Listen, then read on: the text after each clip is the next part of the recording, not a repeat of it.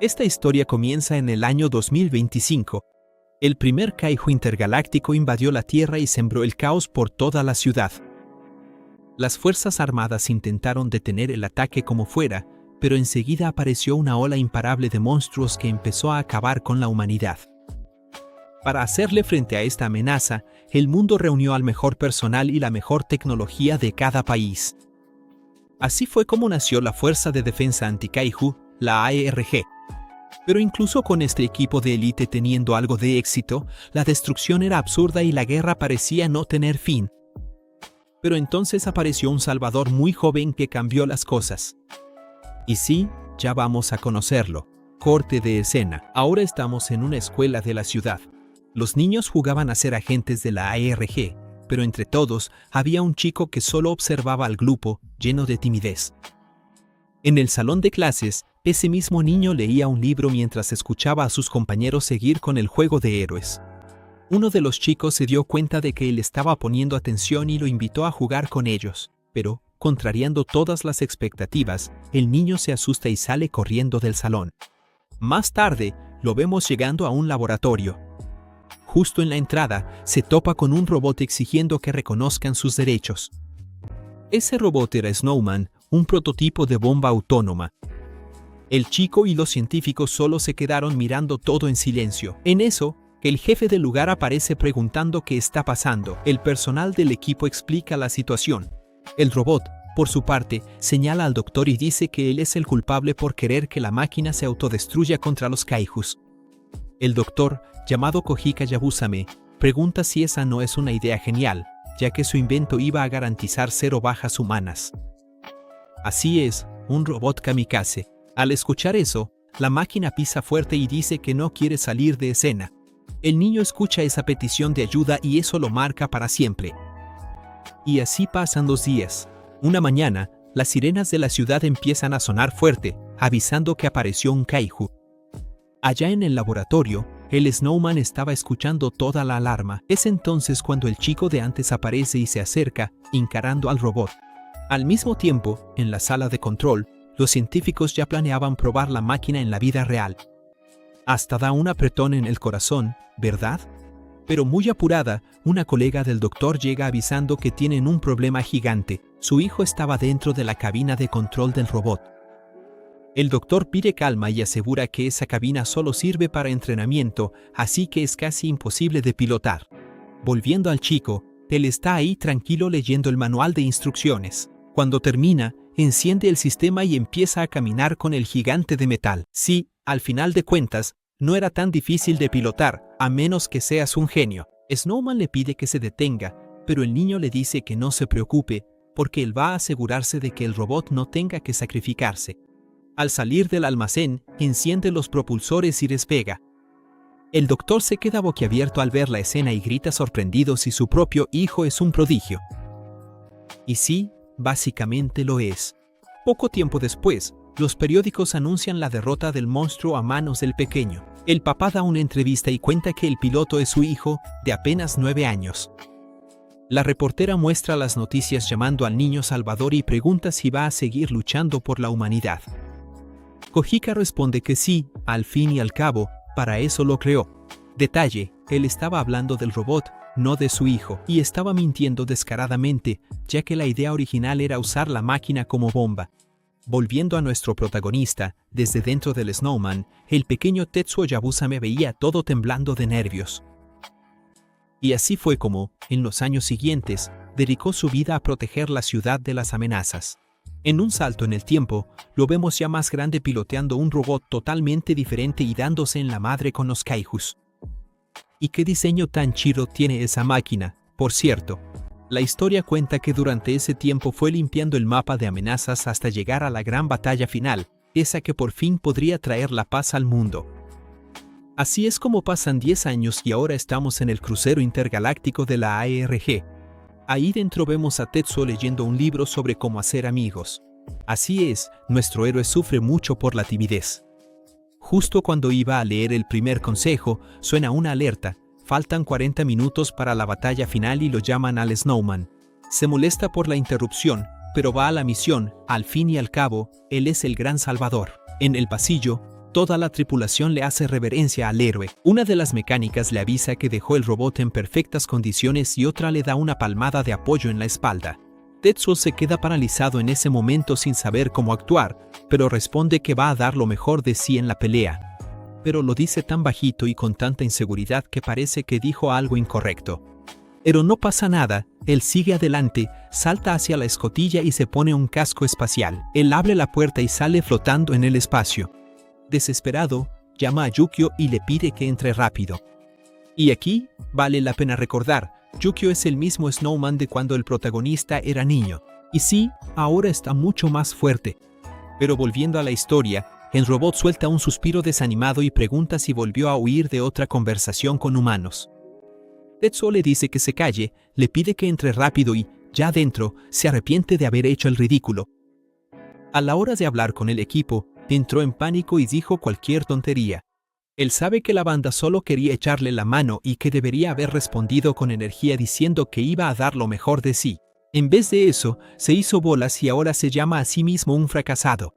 Él explica que se puso así porque pasó la infancia y la adolescencia enfocado solo en derrotar monstruos. Este drama de Tetsuo deja a Yukio preocupado y el robot le pide que deje de torturarse por cualquier error y que siga intentando hacer nuevas amistades. Pero el protagonista responde que no hace falta, ya que tiene la compañía de su compañero de metal. Detalle, ya lleva usando esa misma excusa desde hace 10 años. Tetsuo intenta justificarse diciendo que no es nada fácil. Según el libro que estaba leyendo, para hacer un amigo de verdad, la persona tiene que pasar por 777 obstáculos. Todo esto según el autor Lonnie Ibaki, en la obra, Cómo hasta un kaiju puede hacer amigos. El chico asegura que la misión es demasiado difícil para él, pero Yukio lo culpa por dejarse llevar por manuales sin sentido. En medio de esa conversación, él recibe una llamada de la capitana de la nave. Ella avisa que el crucero pronto llegará a la línea de frente del ejército enemigo, así que van a repasar la misión. En el momento en que hagan contacto con los monstruos, Tetsuo se va a alejar de la flota principal. El plan es el siguiente, van directo al centro del enjambre enemigo para disparar el láser del infinito. Siente el poder. La idea es arrasar todo en un rayo de 100 kilómetros y acabar con todos los kaijus de una vez. Pero la parte más tensa es llegar al punto exacto de disparo, y ahí es donde entran Yukio y Tetsuo. La misión de la dupla es pelear, llamar la atención de los monstruos y reducir su número. Con todo acordado, la capitana dice que cuenta con ellos.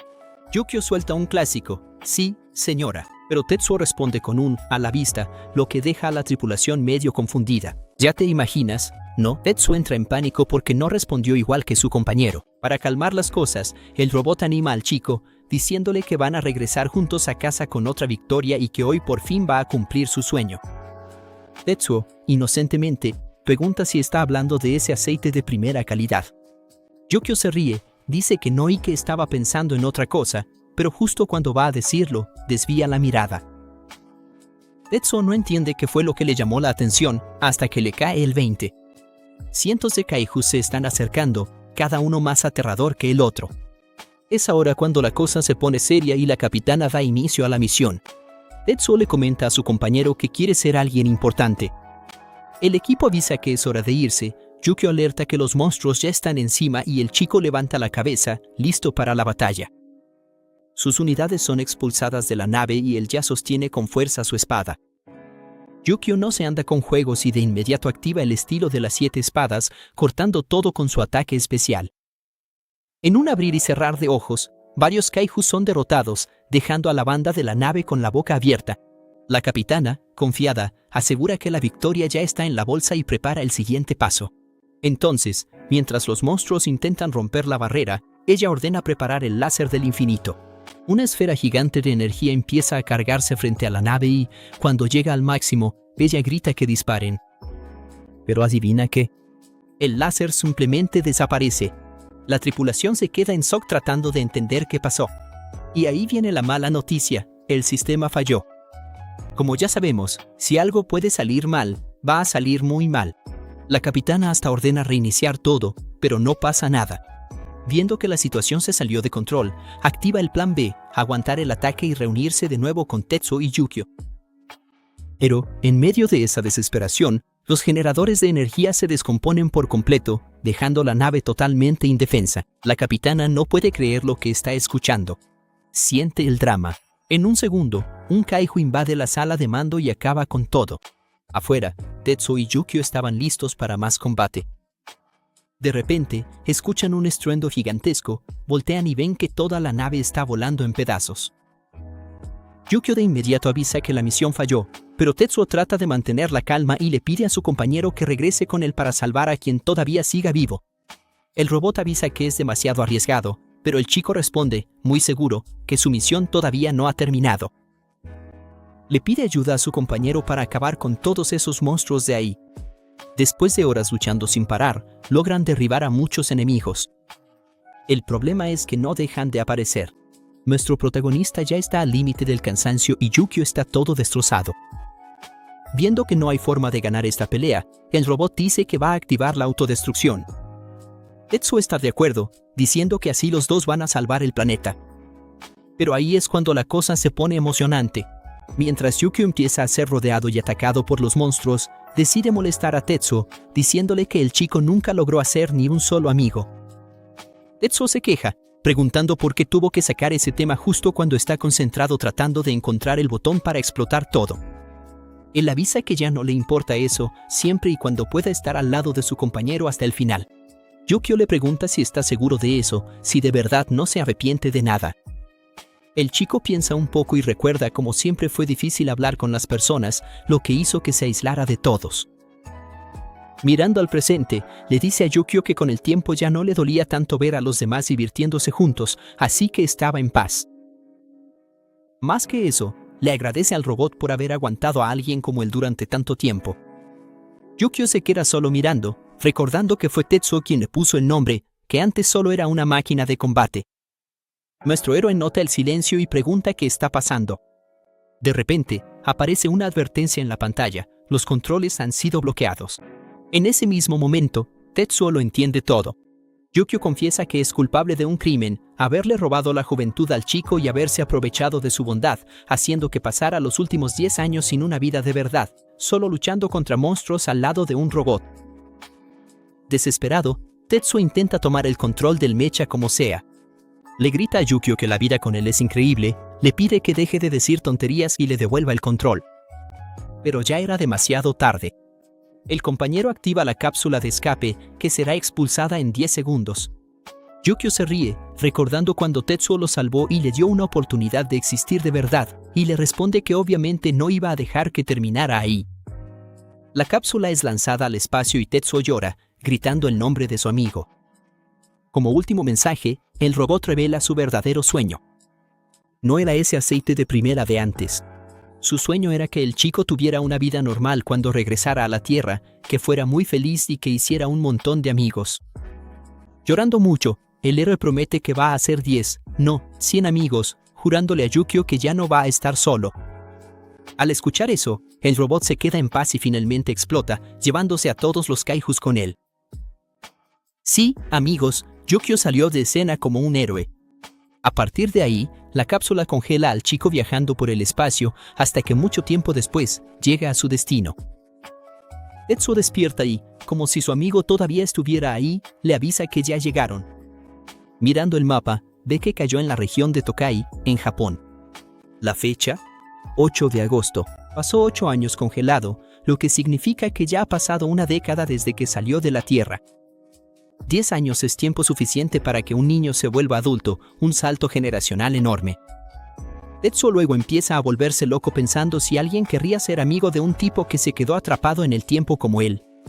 El primer plan que se le ocurre es encerrarse en casa y estudiar todo sobre el mundo actual para poder tener tema de conversación con la gente, pero el sistema de la cápsula no muestra ninguna imagen del exterior, así que se arma de valor y decide salir. En su imaginación, iba a haber una multitud afuera aplaudiendo al gran Salvador y todos locos por ser sus amigos. De esa manera, por fin cumpliría la promesa que le hizo a Yukio. O al menos eso era lo que soñaba que iba a pasar antes de abrir la puerta. Cuando por fin sale de la cápsula, la realidad es otra. Se topa con un país completamente congelado. En realidad, es un planeta entero cubierto de hielo, un mundo que ya no es el hogar que él recordaba, sino más bien una tierra bola de nieve. Tetsuo todavía tiene la esperanza de que solo ese lugar se congeló. Sí, como allá en la Antártida. Es en ese momento cuando baja a la cápsula para ver los videos de la Tierra y descubre que todo el planeta se volvió hielo. Para nuestro héroe, esto es algo imposible, porque solo estuvo fuera 10 años y no había manera de que todo se congelara en tan poco tiempo. Empieza a preguntarse qué pasó con la banda y con Earth. Y lo peor de todo, ¿qué va a pasar con esa promesa que hizo? Siente el drama. Aquí vemos un recuerdo de la prepa. Vemos a Tetsuo estudiando en la enfermería. Unos chavos que pasaban por ahí lo ven y se sorprenden al verlo estudiando kanji. Comentan que, por ser el Salvador, ni siquiera tiene tiempo de ir a la escuela y eso les da un poco de envidia. Tetsuo ni siquiera había visto a los chavos, pero se puso tenso solo de escuchar la conversación y recuerda las palabras de su papá diciéndole que es alguien muy importante, lo que hace que se cierre aún más. Volviendo al presente, ya han pasado 22 horas desde que aterrizó en la Tierra y el hambre empezó a pegar. Tetsuo va a buscar unos víveres, pero entonces aprieta un botón y aparece un video de Yukio. El video le hace recordar el deseo de que su amigo regresara a la Tierra y tuviera una vida súper feliz para hacer un montón de amistades. Escuchar eso le da un buen ánimo a Tetsuo. Se pone el abrigo, come algo, se prepara y sale al mundo jurando que va a hacer muchos amigos, aunque sean muñecos de nieve. Bueno, él no dijo eso, yo lo agregué por mi cuenta, pero bueno, con la ayuda de ese libro que estaba leyendo, el primer paso de todos es salir de casa para conocer gente. Y pues sí, mucha gente ya falla en esa parte. Tetsuo empieza a caminar para intentar encontrar a algún sobreviviente. Cuanto más avanza, más se da cuenta de que todo está cubierto de nieve. Hasta que de repente ve a una persona viva. Tetsuo se pone todo feliz e intenta acercarse, pero tropieza, choca con una máquina y hace que el hombre caiga y se rompa en pedazos. Ahí es cuando la cosa se pone fea. Tetsuo nota que el tipo estaba congelado, así que lo entierra y hace una oración. Sí, una lástima por el pobre señor, que seguro podría haberse convertido en amigo de nuestro héroe. Mirando la máquina, ve que todavía funciona y la usa como vehículo. Mientras sigue su camino, se topa con un hoyo gigante. Eso le hace pensar que la gente está viviendo bajo tierra, porque allá abajo está más calientito. Es en ese momento cuando se prepara para llamar a la gente, pero la vergüenza le gana y prefiere casi congelarse antes que gritar pidiendo ayuda. Hasta que un kaiju aparece justo detrás de él, así que Tetsuo huye acelerando la excavadora. Pero de la nada el camino se termina y cae por un acantilado. Pero lo bueno es que logró despistar al monstruo. Cuando despierta, se da cuenta de que está rodeado por una ciudad congelada que antes era su antiguo hogar, y eso deja al chico bastante afectado. Y sí, imagínate perder todo lo que conoces, pero de repente empieza un nuevo temblor. Enseguida se da cuenta de que es otro kaiju que se acerca, así que se sube a la excavadora y se prepara para el desmadre. Cuando el monstruito entra a la cueva y se prepara para devorarlo, nuestro protagonista avisa que llegó la hora de seguir adelante, enciende la máquina y va con todo hacia la bestia. Pero el bicho es tan pesado y fuerte que lo hace salir volando hacia atrás. Aún así, Tetsuo no se rinde y se le ocurre un plan usando todo el conocimiento que tiene. Sabiendo que el monstruo solo sigue un instinto ciego de devorar, calcula que puede esquivarlo. De esta manera, espera a que la criatura se acerque y retrocede una vez más. Analiza cada movimiento. Entonces, cuando el bicho salta sobre él para tragárselo, Tetsuo pone la garra de la máquina como defensa mientras se rompe la cabeza buscando una forma de ganar. Los golpes directos al monstruo terminan debilitando el brazo mecánico y destruyen la garra por completo. En ese preciso momento, Tetsuo recuerda las palabras de su papá. Entonces, a su último esfuerzo usando el brazo roto de la excavadora, deja que el monstruo se lo trague y, desde adentro, atraviesa a la bestia con esa lanza improvisada, acabando de una vez por todas con el monstruo. Y pues sí, puede que sea tímido, pero de valor al chavo le sobra. Después de eso, 3 personas aparecen y se acercan al monstruo para echar un vistazo. Cuando ven que es el cuerpo completo de un kaiju, la alegría los invade y empiezan a celebrar. Pero justo en ese momento, nuestro protagonista sale de la boca del monstruo todo cubierto de sangre y, al ver que hay gente ahí, grita de pura felicidad.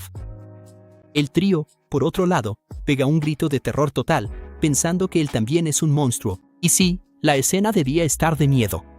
Tetsuo le dice a Yukio que por fin encontró a algunos sobrevivientes. Al ver eso, la gente se asusta aún más y empieza a rezar para poder derrotarlo. La líder del grupo, que es una mujer albina, calma a todos y se pone en posición de combate. Mientras tanto, nuestro héroe intenta sacar plática, solo que no se acuerda muy bien de cómo se hace eso. Entonces se acuerda del libro que le regalaron y piensa que la jugada ahora es sonreír. Pero cuando sonríe, los sobrevivientes piensan que es un tipo súper sospechoso. Tetsuo ya no aguanta más y, diciendo con un gran alivio que por fin encontró a otras personas, se desmaya y cae al suelo inconsciente. Aquí ocurre un flashback. Yukio vuelve a reclamarle a Tetsuo por seguir leyendo esos libros que no tienen ni pies ni cabeza. El chico responde que Yukio no sabe nada y que el autor del libro tuvo 1 millón de amigos. Aún con todo eso, el paso 2 parece la parte más difícil y aterradora de todas. Le comenta a Yukio que si él no fuera el piloto, nadie le haría caso. Y ese famoso segundo paso para hacer amigos es simplemente tener que presentarse. Ahora vemos a Tetsuko despertando. Poco a poco recuerda que están en la cueva de hielo y que se topó con sobrevivientes, hasta que se voltea y se encuentra de frente con todo el grupo cortando al kaiju. Ni siquiera le presta mucha atención a lo que están haciendo y se levanta para ir a hacer amigos. Pero entonces se da cuenta de que está amarrado. Pero eso no es problema para nuestro protagonista, ya que, por increíble que parezca, de tanto pilotar, aprendió a dislocarse los hombros a voluntad y con un giro rápido se lanza las manos hacia adelante. Y mira, tengo que admitir que esa es una habilidad muy buena, o seré solo yo. Mientras el personal corta al kaiju, un tipo comenta que todos allá en el centro van a estar súper felices de tener eso. La albina de antes también está bien contenta, pero no puede llevarse el crédito por haber cazado a la criatura. El líder responde que no va a decir nada sobre quién encontró a la bestia, explicando que la albina es el as bajo la manga de la jefatura mayor y sería un problemón si se enteraran que sale a cazar sin permiso. A la albina ni le preocupa lo que esos viejos vayan a decir, y suelta la voz para decir que nunca va a caer sin pelear.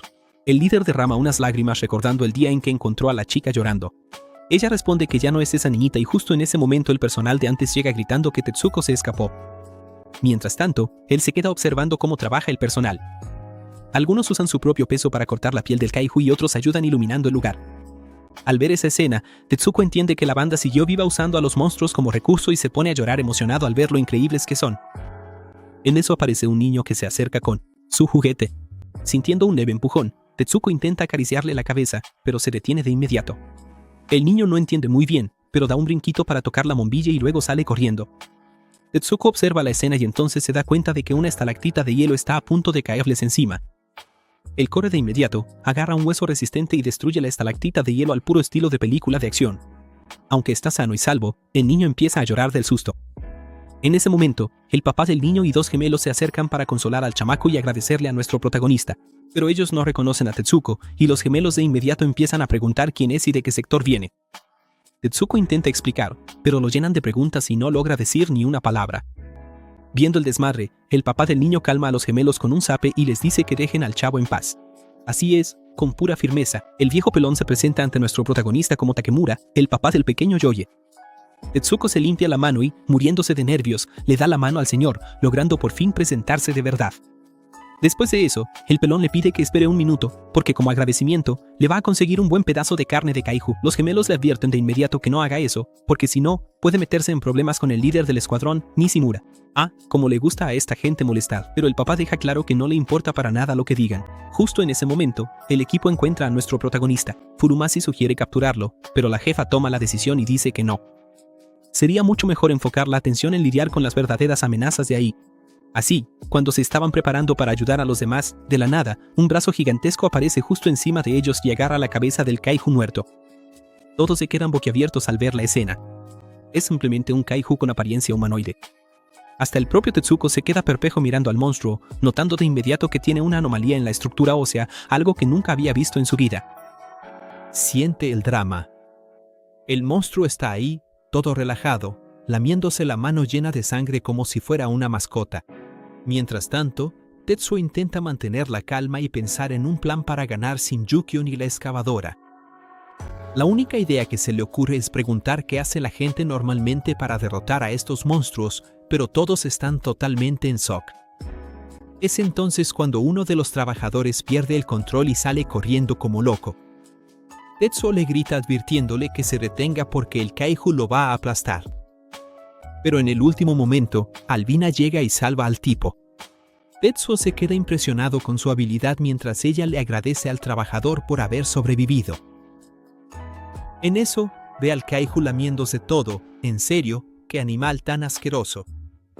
De la nada, la chica azota la cabeza del trabajador contra el suelo. El tipo le pregunta por qué hizo eso y ella le responde, de verdad, ellos murieron bajo su mando. En eso, llegan Furumasi y Sinjo avisando a Noji que deje el lamento para después, porque ya está todo listo. Noji se levanta gritando que va a hacer pedazos a la bestia y activan las máquinas de humo. Todos siguen confundidos y Nishimura se acuerda del entrenamiento. Ese humo sirve para que el kaiju no los vea y puedan escapar. Vemos a todos subiendo por una red y Tetsuo se siente aliviado al ver que hay un plan de emergencia. Él ya estaba listo para irse, pero nota que el kaiju empieza a hacer algo muy raro. El narrador cuenta que Tetsuo lo persiguió por instinto, porque ya había acabado con miles de kaijus junto con Yukio. Él sabía que el monstruo estaba preparando un ataque fuerte. La criatura retrae el cuello y va abriendo la boca. Tetsuo intenta pensar qué hacer, ya que Yukio le está haciendo muchísima falta ahora. Takamura le dice que se largue de una vez, pero Tetsuo, que nunca tuvo amigos y apenas dio el primer paso ahora, ve en ellos una promesa que no puede romper. Sin pensarlo dos veces, corre hacia el monstruo para distraer a la bestia. Takemura es sujetado por los gemelos, mientras el resto de la banda mira impactada lo que está haciendo. Es entonces cuando el kaiju cancela el ataque y se enfoca solo en Tetsuo. Nuestro protagonista esquiva cada una de esas manos gigantes, haciendo que Noji se pregunte por qué arriesga.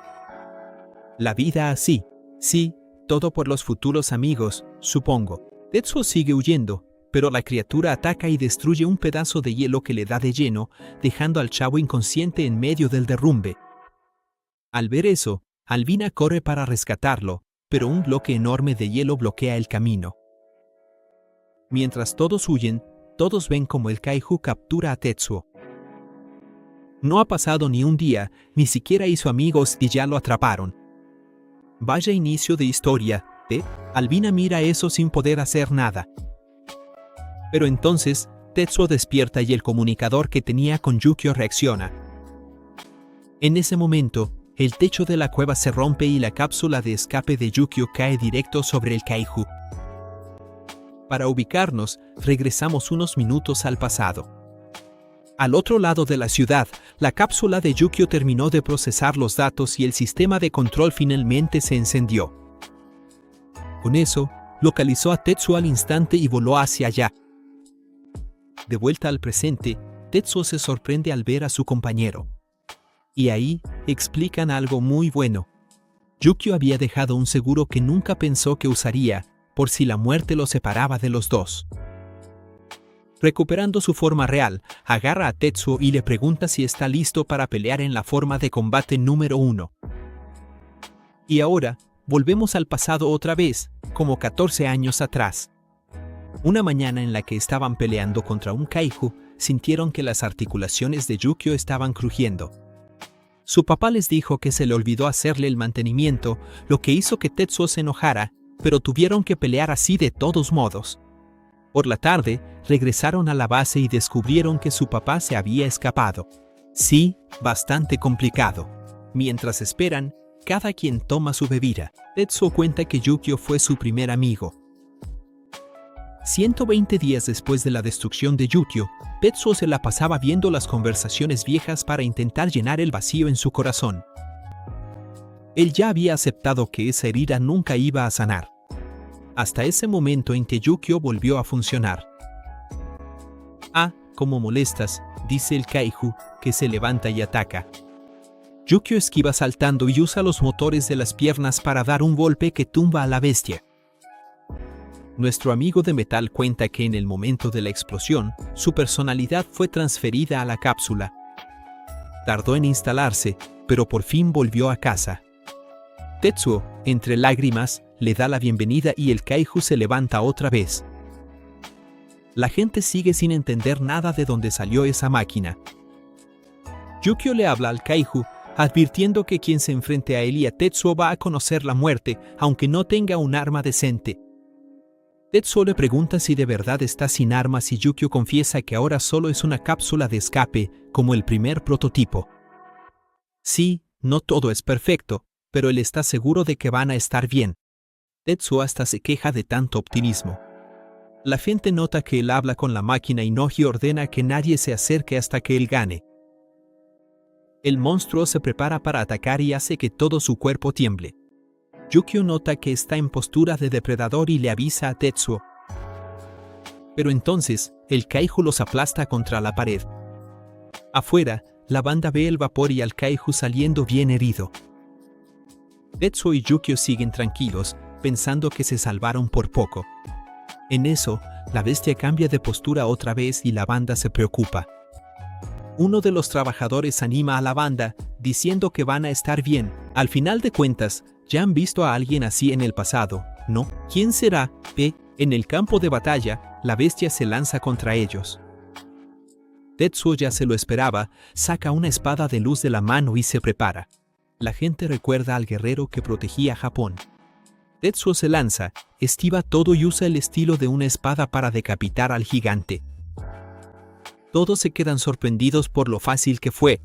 La albina lo mira con admiración porque el estilo fue perfecto. Al mismo tiempo, en Tokio, una criatura humanoide de hielo disfruta el frío sin preocupación. La banda y Tetsuo llevan el cuerpo del monstruo al centro, que es donde está la base de todos los sobrevivientes. En el camino, Yukio le comenta a nuestro protagonista que es una locura pensar que todo el planeta se congeló en solo 10 años. Tetsuo está de acuerdo, al fin y al cabo, él también se impresionó cuando aterrizó en la Tierra. Pero al recordar que estuvo solo hasta hace poco, empieza a llorar, agradeciendo al cielo por seguir vivo. Eso hace que Yukio también se ponga a llorar, y sí, aunque sea una máquina. Por otro lado, el equipo de extracción seguía sentado encima del kaiju, celebrando que les tocó la suerte grande. En eso, Asuka, que estaba observando todo, le pregunta a Ao si no le parece increíble ese robot. Sin embargo, cuando voltea la cara, ve que la chica de cabello blanco ya no está ahí. Vemos a Ao dejando una lata de piña para Tetsuo. Ella comenta que suelen comer eso para celebrar, como era de esperarse. Tetsuo se queda medio apenado, así que Yukio le da las gracias por él y, de paso, le pide a nuestro prota que entrene esas habilidades de comunicación. Noji explica que ese tipo de comida hoy en día es un artículo rarísimo, ya que ya no se produce nada. Ella abre la lata y empieza a describir el olor. Tetsuo se da cuenta de que ella no le quita la vista a la fruta y duda si está bien comérsela toda él solo. Noji le dice que se la coma de una vez, porque si no, ella no va a poder controlarse. Viendo que eso realmente es muy valioso para ella, Tetsuo decide que lo correcto es comer. Se mete un pedazo enorme a la boca. Nada más de ver eso, Noji da un grito de dolor. Tetsuo hasta se ofrece a escupirlo, pero ella dice que no. A ella solo le duele ver que la cantidad de piña en el mundo disminuye. Ante ese dilema, Yukio sugiere que lo dividan todo. Así que Noji acepta de inmediato. Después de terminar de comer, Noji se presenta oficialmente con el prota y le agradece una vez más por haber salvado a todos. Dicho esto, ella se ofrece a contar lo que pasó hace 10 años. Empieza diciendo que todo sucedió en un día súper normal. La banda estaba disfrutando la playa bien a gusto. De repente, un kaiju con forma humanoide salió del mar y a su alrededor flotaban unas esferas blancas. La gente pensó que era solo otro monstruo común. La guardia local incluso pensó en acabar con él lo antes posible, pero los congelaron en ese mismo instante. Al mismo tiempo, ese kaiju creó más esferas blancas en varios lugares del mundo y siguió atacando mientras se multiplicaban. Después, las esferas chocaron contra un edificio explotando y soltando vientos helados que congelaron toda la vida en la Tierra. De esa manera, el calor desapareció para siempre. Como eso pasó hace 10 años, justo cuando Tetsuo se fue al espacio, Yukio pregunta qué pasó con la fuerza de defensa anti-kaiju. Ellos tenían todo un equipo de profesionales, pero como todo fue muy repentino, quedaron muy pocos. El resto del escuadrón se enfocó en ayudar a la gente, pero los monstruos ya habían empezado a invadir la Tierra. Pero, por lo visto, no todos se retiraron de la escena. Según un rumor, existe un centro de sobrevivientes donde hubo una disputa interna.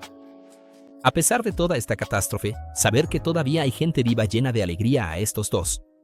Un tiempo después, Noji avisa que ya casi llegan. Furumasi llama a Tetsuo por su nombre y le pide que cause una buena impresión. Eso lo pone súper feliz.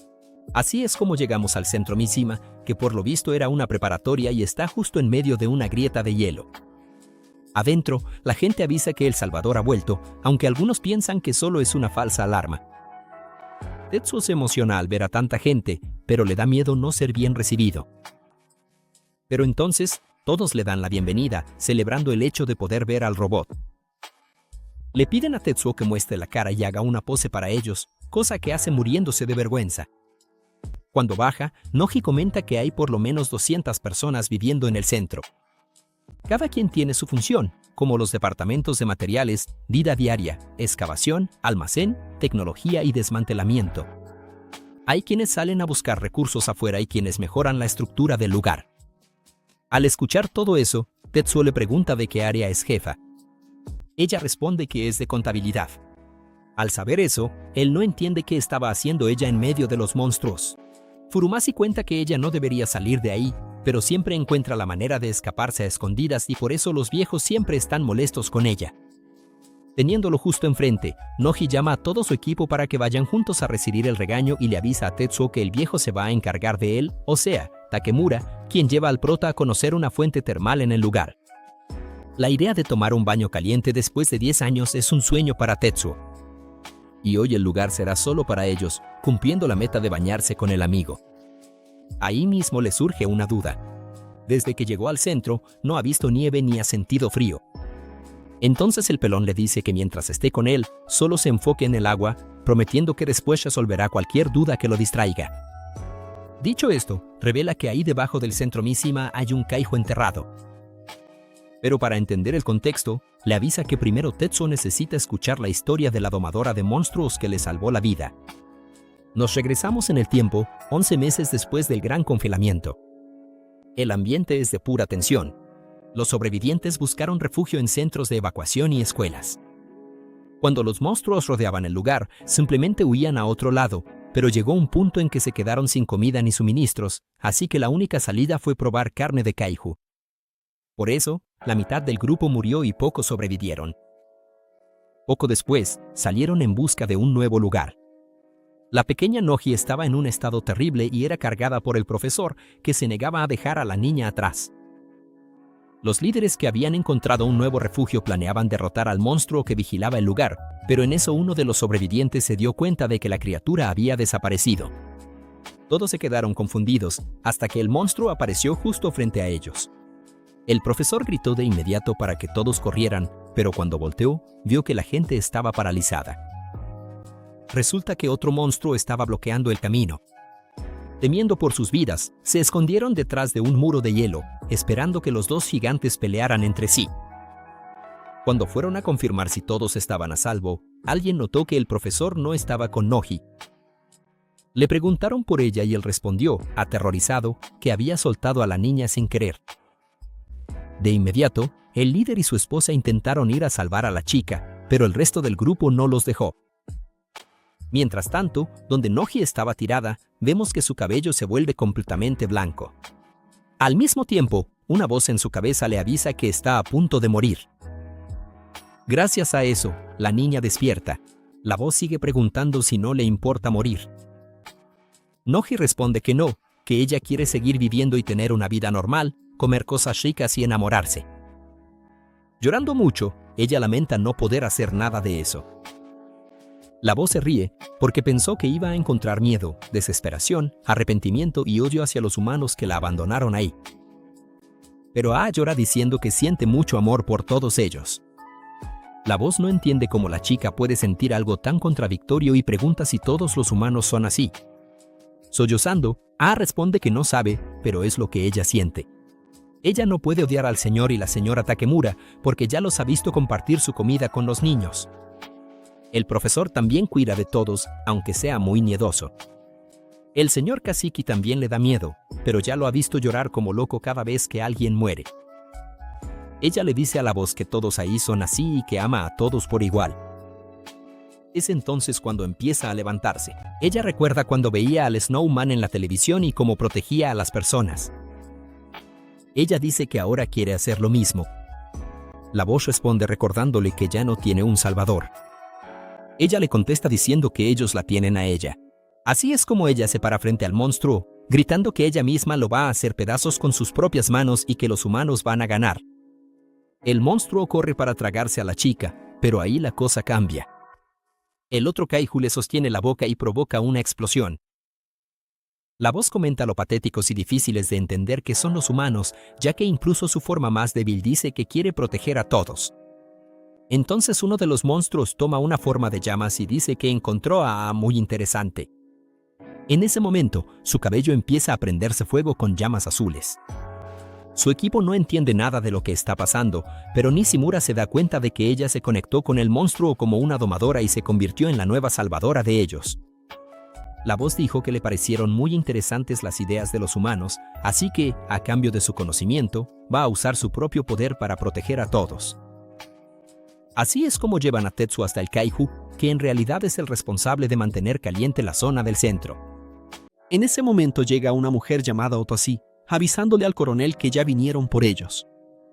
Ella comenta que hoy el frío está fuerte y que si se alejan un poco más, la ropa no va a ser suficiente para proteger a nadie. El coronel dice que necesita una fuente de calor, mirando fijamente al kaiju llameante ese que está en el centro Mishima. Otoshi pregunta por el kaiju humanoide y él responde que la criatura no se mueve del lugar, pero en ese mismo momento el coronel mira el edificio y el lugar termina rodeado por 3 monstruos. El coronel le da la orden a Otoshi, quien responde que ellos son la fuerza de defensa anti-kaiju, la luz de Erge, y que ahora sí se puso feo el asunto. Mientras tanto, en la central, Ao le cuenta a Tetsuo que el kaiju que los mantiene calientes cobró conciencia cuando se conectaron, pero que en cuanto llegó a la Tierra, se volvió salvaje como los demás. Ella hace la pregunta esperando que él confirme la idea. El pájaro gigante despierta pidiendo que nadie haga ruido. Él avisa que sin Ao, nadie va a entender nada de lo que dice el kaiju. En eso, el pájaro suelta un aire caliente y vemos que el taparrabos de Takemura sale volando y se prende fuego al instante. Ao comenta que mientras estén cerca de ella, la temperatura se mantiene baja y muestra que también sabe usar el fuego. Ella explica que para adaptarse a este mundo, necesitan conocer a los kaijus y que va a proteger a todos en esa misión. También cuenta que ese pájaro es bastante raro. A cambio de calentar el lugar, exige que lean un libro por día. El animal hasta eligió el nombre de Tierra de Hombres por un libro que le encantó. Después de esa conversación, llevaron a Tetsuo a conocer su cuarto. Takemura explica que solo los que son de la familia tienen cuarto ahí y que ahora Tetsuo es oficialmente un miembro de la familia Takemura. El chavo se pone feliz de la vida con la noticia. Cuentan que la familia está formada por el papá, el hijo Yoji y otra persona que no estaba ahí en ese momento. Pero entonces Tetsuo abre una cortina justo cuando Takemura habla de su hija, Ragani. Ella se estaba cambiando y el susto fue tan grande que Tetsuo terminó directo en el suelo. Sí, el protagonista tiene demasiada suerte. Más tarde, despierta y ve a Ragani abanicándolo. Tetsuo se presenta como si no recordara nada. Ragani le avisa que su papá se fue a trabajar y le dejó una carta. En la carta, el papá le dice que regresará en la noche y le pide a Tetsuo que se lleve bien con su hija. También le hace una petición seria, que no deje que ella vaya al taller de la mamá, contando que la perdió hace apenas un mes. Pero Ragani ignora la advertencia y le pide a Tetsuo que la acompañe a un recorrido por ese taller. Ella cuenta que su mamá fue una pieza clave en el departamento de tecnología, que tenía su propio equipo de investigación y que usaba ese lugar en secreto. Al escuchar eso, Tetsuo se imagina que la mamá de ella debió ser alguien increíble. Ragani hasta se sonroja, recordando a su mamá con mucho cariño. Después de eso, cambian de tema y Ragani le pide su opinión sobre un invento que acaba de crear. Ella se acerca a un objeto y levanta la mano, lo que deja al protagonista boquiabierto. Volviendo a esos tipos de antes, siguen alejándose, pensando que tal vez debieron haber acabado con todos. El coronel descarta la idea de inmediato, diciendo que el ojo que consiguieron ya es suficiente. En eso, su compañero le avisa que recibieron una alerta de Artemis. Aparentemente, Tetsuo, el supuesto salvador, regresó del espacio y ahora está en el centro Mishima con otro robot. Al escuchar eso, la expresión del coronel cambia. Él ordena que nadie haga nada por ahora, porque tarde o temprano los 3 van a estar en sus manos y así Pear será la esperanza de todo el mundo. De vuelta con nuestros héroes, el pelón llega con unas cosas, pero nota que los jóvenes están demasiado cansados. Él pregunta qué anduvieron haciendo. Tetsuo iba a contar todo, pero Ragani lo interrumpe rápido, diciendo que solo salieron a dar una vuelta. El pelón no hace más preguntas y se va directo a preparar la comida. Cuando la mesa está lista, los cuatro disfrutan ese banquete de primera, como si fueran una familia de verdad. Cuando cae la noche, todos se van a dormir. Bueno, Tetsuo no puede pegar el ojo por los ronquidos, pero ni le importa. Al final de cuentas, por fin logró completar 2 pasos de los 77 amigos que quiere hacer. Con ese pensamiento positivo, termina quedándose dormido. Por otro lado, Flagani tiene una pesadilla de esas fuertes. Sueña con el momento en que perdió a su mamá y despierta llorando. En otra parte de la ciudad, Artemis está devorando a un monstruo, ignorando por completo las órdenes de la chica. El resto del grupo le dice que no se estrese. Al final de cuentas, tenerlo de su lado ya es una ventaja enorme.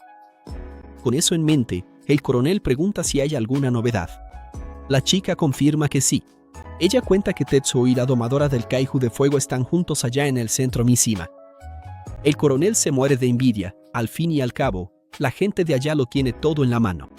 La chica pregunta si deberían ir a acabar con ellos, ya que el objetivo es solo capturar al Kaiju de fuego. El ambiente se pone tenso de verdad. El coronel ordena que usen a todos como rehenes y acaben con el equipo, perdonando solo a quienes buscan la salvación de Erge. Él avisa, en tono de amenaza, que los 6 lobos van a derribar su casita de paja. El tiempo pasa y, una semana después, vemos a Tetsuo y Ragani terminando su proyecto. Ragani suspira aliviada al terminar el trabajo y confiesa que perdió el sueño después de cambiar la pólvora, pensando solo en eso.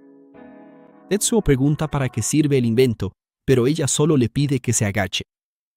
Él obedece sin cuestionar, ya sabemos que es medio sumiso. Ragani comenta que alguien solía hacer ese ritual con ella y le acaricia la cabeza para felicitarlo. Por alguna razón, ella se pone apenada, se da cuenta de que lo dejó noqueado otra vez y recuerda que su mamá hacía exactamente lo mismo. Después de eso, van a comer. Ragani comenta que ya han pasado 45 días desde que su mamá se fue y que, curiosamente, no le parece raro ver a Tetsuo sentado en la silla de ella, como si los dos convivieran al mismo tiempo.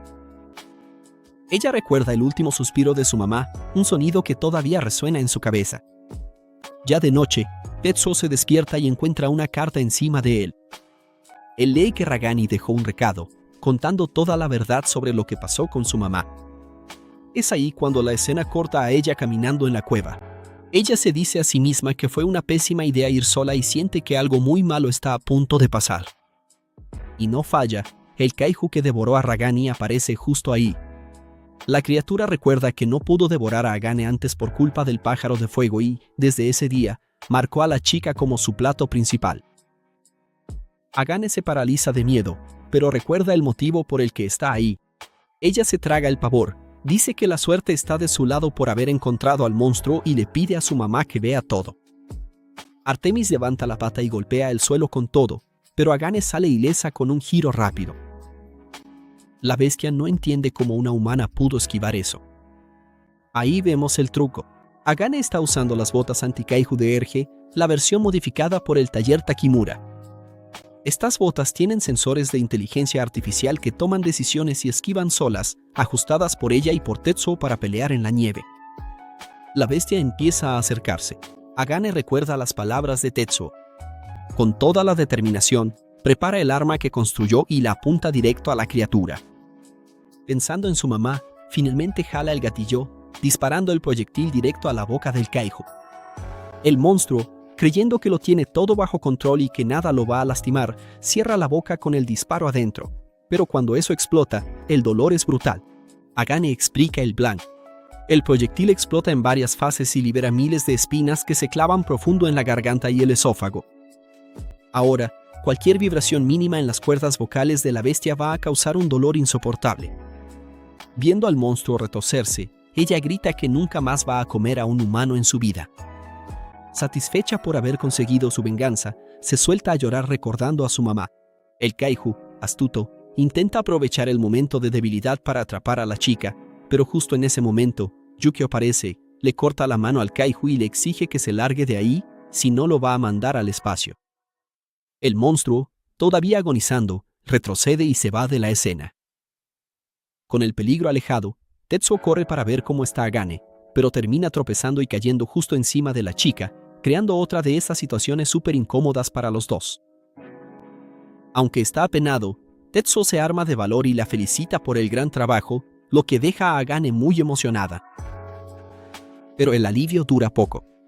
Yukio mira alrededor y avisa que la niebla se está acercando.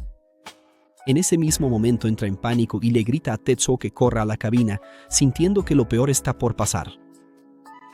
Y su intuición era correcta, porque la cámara vuelve a esos tipos de antes. El coronel se sorprende al ver que derrotaron a Artemis, pero al final no le importa porque de todas formas tienen la ventaja. Así que, aprovechando que todos están dormidos, el grupo abre fuego contra nuestros protagonistas. Ah, y un detalle, la chica albina se escapó otra vez y tuvieron que arrastrarla de vuelta a la base. Volviendo al centro del caos, la escena es fuerte. Vemos que Yukio ya fue atravesado por un ataque. La narración explica que la guerra empezó de verdad con ese ataque fatal al centro Mishima y lo último que vemos es el lugar entero explotando por los aires. Ese fue el final del episodio. Comenta la palabra, parte 6, para que yo sepa que llegaste hasta aquí y quieres ver cómo sigue este rollo, que te voy a dar un corazón en el comentario. Suscríbete y activa la campanita para no perderte el próximo capítulo, porque el hype apenas está empezando. Sin más rodeos, Rebobina se despide y hasta la próxima.